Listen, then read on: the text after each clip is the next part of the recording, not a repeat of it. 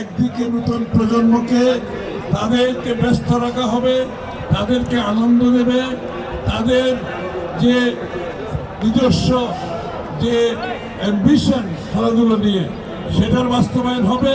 তার মাধ্যমে বাংলাদেশের অর্থনৈতিক কর্মকাণ্ডে বড় ধরনের অবস্থান থাকবে।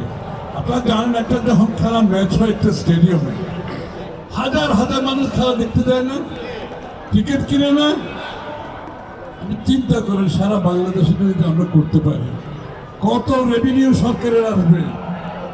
আমরা তো খালি মনে করি ওই মিলখান খানের মাধ্যমে অর্থনীতি না, স্পোর্টস অনেক বড় অর্থনীতি। কিন্তু অনেক দেশের অর্থনীতিতে স্পোর্টসের, অস্ট্রেলিয়াতে ওদের অর্থনীতিতে তাদের ক্রীড়া খেলাধুলা অনেক বড় অবদান রাখে, বড় কন্ট্রিবিউশন।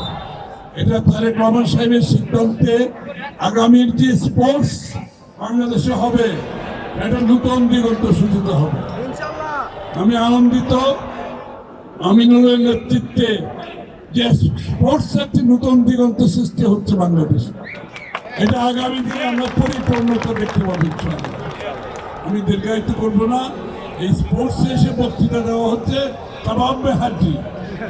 আপনারা আসছেন খেলা দেখতে, আপনারা বক্তৃতা শুনতে আসেন না, ঠিক আছে? আমার বক্তব্য এখানে শেষ করছি।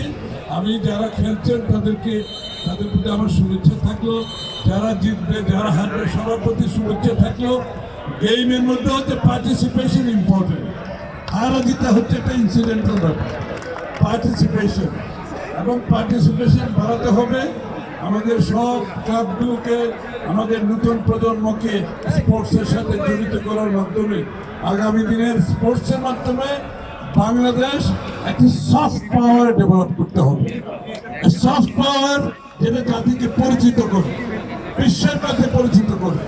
এই ধরনের স্পোর্টস ইনশাল্লাহ আমরা আগামী দিনে দেখতে পাবো। সবাইকে ধন্যবাদ।